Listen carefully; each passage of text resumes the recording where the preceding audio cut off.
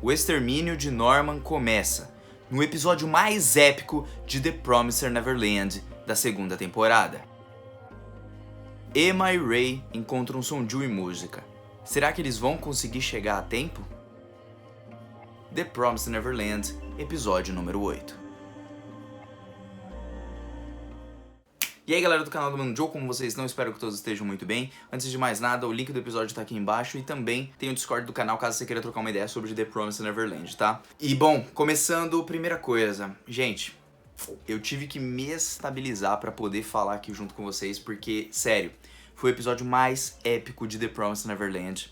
Eu me emocionei, eu ainda tô meio emocionado, talvez eu chore por aí, mas foi o melhor episódio até agora. Que trilha sonora, que roteiro que foi elaborado pra mostrar todo o encontro da Emma com o Norman, que falas que foram colocadas no Norman, que passado do Norman pra gente entender porque ele tá desse jeito. Cara, tanta coisa aconteceu legal nesse episódio que, mano, o final eu não consegui não me emocionar e ficar em choque mesmo, porque tipo, eu fiquei, mano, eu não tô acreditando. Embora até fosse óbvio pra quem leu o mangá e entendeu um pouquinho disso, isso não chegou a acontecer no mangá, então foi, cara, foi tenso, foi muito bom. E eu também vou querer saber o que vocês sentiram, beleza? Agora vamos começar a comentar o que aconteceu nesse episódio. Bom, a primeira coisa que acontece, a gente fica sabendo sobre o flashback do Norman, o que aconteceu nesse tempo enquanto ele esteve em Lambda. E bom, pra resumir pra vocês, é o seguinte, o rapaz que encontrou ele, percebam que ele é da família Ratri, a mesma do James Ratri, ou seja, William Minerva. Esse cara tá no todo poder ali de Lambda, ele não quer mais ser o porteiro, como ele diz, então tem algumas coisas que a gente ainda não sabe sobre ele, mas talvez ele seja o porteiro que abre as portas para o mundo humano. Como tinha um guardião, porteiro, a gente pode fazer essa ligação, talvez seja isso. E esse Peter Hatry, ele quer dominar essas crianças, parece que ele quer criar um mundo onde ele seja a grande liderança, talvez até no próprio mundo dos demônios. Porque se ele se referiu a ele mesmo como porteiro, logo ele não é um nobre daquele mundo, ou seja, ele não pode dominar direito aquele mundo. E talvez se ele não domina o mundo humano, ele vai querer dominar o mundo dos demônios. Bom, isso é apenas uma suposição, beleza? E vamos lá, o Norman encontra com ele, ele vai ser o seu novo pai, e aí ele é colocado em Lambda. Lambda é essa que faz o que com as crianças? Injetam várias drogas, a gente vê que o Norman já toma drogas e faz os vários testes, porque eles estão treinando essas crianças para diversas coisas, para ver o que elas podem fazer. O Norman, no caso, inteligência, e aparentemente de outras pessoas, força. Né? A gente vê algumas crianças um pouco maiores ali, em vários experimentos, a gente vê a própria Bárbara, o Cislo, que fizeram uma cirurgia na cabeça dele, muito por conta que devem estar estudando o cérebro humano. Então você vê que tem vários cientistas ali em Lambda, e o Norman, por ser muito inteligente, ele consegue arrumar um explosivo, fazer amizade com o Vincent, e com o Vincent ele planeja essa derrocada contra os caras de Lambda, além de contar também com a ajuda do cara que entregou lá a canetinha pra ele, do William Minerva, que morreu no meio dessa explosão. Aliás, muitas crianças também morreram nessa explosão. Mas se não fosse essa explosão, ele não teria como escapar e não teria como bolar todo o seu plano, porque não tinha outra forma deles fugirem de lá. A partir daí você começa a perceber que o Norman, primeiro que ele tá começando a criar olheiras, e até o final do episódio, ele criou eternas olheiras. Você vê que o bicho não dorme, não descansa um segundo. Ele já começa a ter os seus problemas de passar mal ali também, então o flashback bem pesado do Norman, a gente vê que injetaram diversas drogas neles, então agora você pode entender melhor o que o Norman sentiu, por que essa raiva, esse ódio. Primeiro que tiraram ele da família dele, segundo que ele era obrigado a ver todo santo dia as crianças sendo maltratadas ali, porque fazendo diversos experimentos, seus próprios amigos, vamos colocar assim, que é no caso o Vincent, que ele vai considerar muito por conta disso amigos. Então, graças a isso, essas pessoas também estão sendo maltratadas, as crianças estão sendo maltratadas, tanto pelos humanos quanto pelos demônios. Então, olha só, a visão que o Norman vê é, esses humanos estão ajudando para fazer tudo isso daqui. Logo, se a gente for pro mundo humano, deve ser uma bosta. Os demônios já é de praxe querer comer a gente.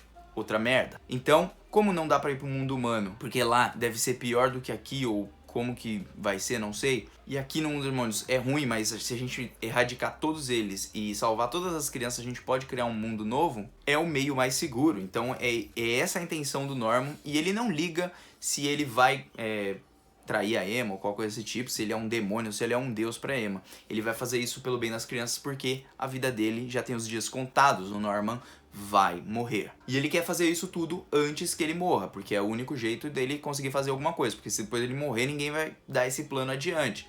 Então ele já começa também com o extermínio. Enquanto a Emma e o Ray, todo mundo tá procurando lá, passa por algumas dificuldades, mas conseguem encontrar o Sonju e a música. Bem interessante essa corrida que eles tiveram, cara. Deu uma sensação de choque, assim, tipo... Uma hora lá que eu pensei que fosse o Sonju e a música que ia aparecer, na verdade apareceu o Ray. E depois quando o Ray consegue dar uma paradinha no demônio, o demônio ainda vai lá mais uma vez, só que aí o Sonju que salva eles. E eles conseguem, ali muito por conta do roteiro, eles conseguem correr até onde estava a cidade do Norman, né? Eu não vi exatamente no mapa onde que ficava, mas...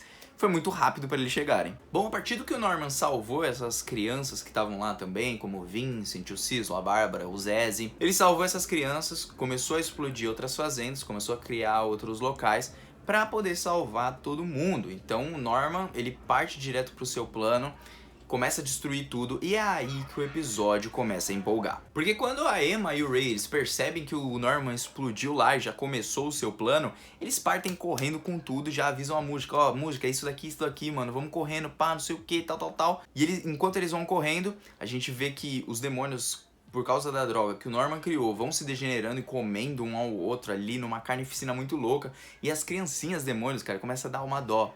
Começa a dar uma dó. Eu confesso que eu senti muita dó das criancinhas, porque é tipo, não vai, não morre, não sei o que, e as pessoas tentando um proteger o outro e tal, não sei o que. E aí, mano, o que acontece? A gente vê todo mundo ali sofrendo, cara. Mano, ali começou a dar sensação, a música de fundo foi muito bem colocada.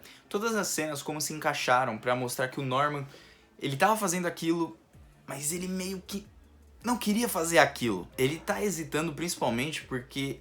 ele realmente não quer fazer aquilo. Por mais que ele odeie, ele vê que aquelas pessoas que estavam lá, os demônios no caso ali, eles eram como humanos. Ele viu como a Emma os viu, entende?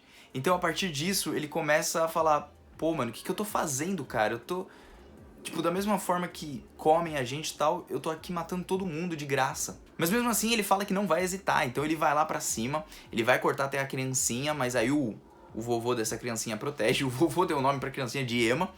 E é aquele velhão que apareceu lá com a Emma, tudo.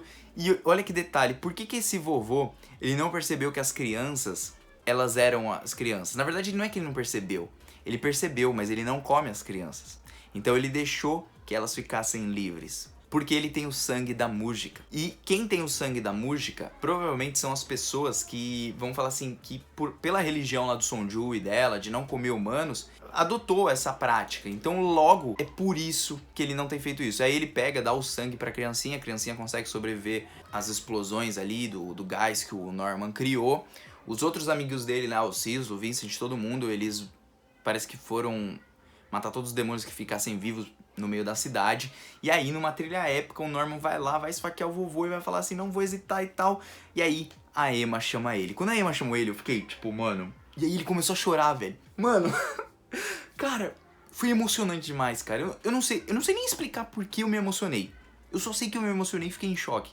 Porque foi muito épico. E aí, ela fala, dessa vez eu não vou te deixar sozinho, você não vai ficar sozinho, Norman. E quando ela vê o Norman, ela vê como criança. Por que ela viu como criança? No meu ponto de vista, assim, fazendo uma análise, ela viu muito como criança porque o Norman tá sendo ingênuo, tá sendo inocente. Ele, na verdade, que tá sendo o inocente dessa história. Pode parecer meio sem conjuntura o que eu tô falando, dele ser o verdadeiro ingênuo da história. Mas, cara, a verdade é que ele não queria fazer isso.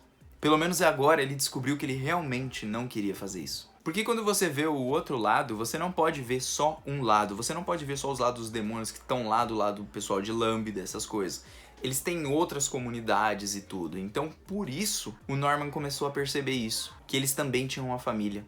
Assim como o Norman também tinha. E o Norman estava estragando essa família. Claro, ele estava fazendo tudo pelo bem da sua própria família. Porque ele não vê saída entre os dois mundos. Só que talvez a Emma tenha uma solução, agora com a música junto.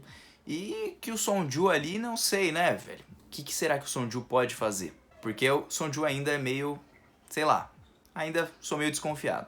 E é nesse momento que termina o episódio, o Norman lá com a faca pra cortar o vovô lá, corta a cena e termina o episódio. Cara, sério, eu me emocionei muito nesse episódio. Eu queria saber se vocês também se emocionaram.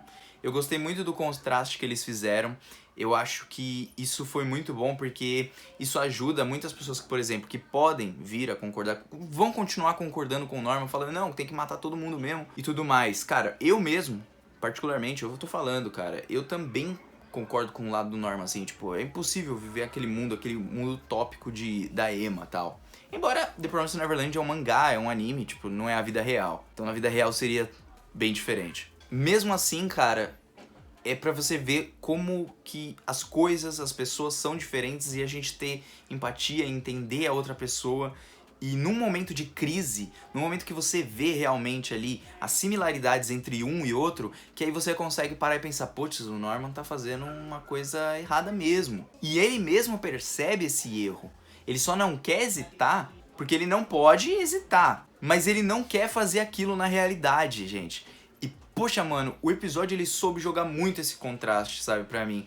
Tipo, o Norman vê os outros e fala, putz, eles são realmente similares com a gente, por que eu tô fazendo isso daqui? Então realmente pode haver uma saída, pode haver alguma coisa pra quebrar, por exemplo, esse ciclo que foi de... Isso não é um tanto ciclo de ódio, é mais um ciclo mesmo da vida, dos demônios comer os humanos.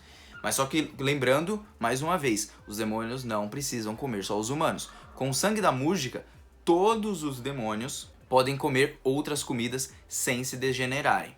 Ou seja, podem ser como humanos de verdade. Então, é uma boa saída. Vamos pensar, vamos ver o que vai acontecer nos próximos episódios da Promised Neverland.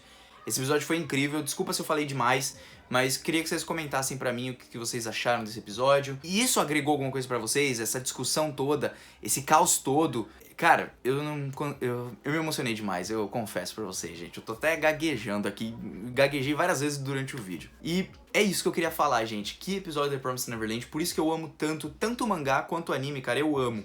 E mesmo que esteja cortando partes, tá incrível. Então, agradeço de antemão pra você que se inscreveu, deu like, deu dislike, compartilhou e comentou. Mano, o Joe tá vazando. Até uma próxima. Obrigado, galera, por mais uma vez por ter me acompanhado até aqui. Fico muito agradecido mesmo. Vamos lá, gente. Vamos ver o que vai se seguir a partir daí. Tomara que o Norman pare de sofrer, gente, porque ele é o meu personagem favorito e ver ele sofrendo não é tão legal. Tô vazando.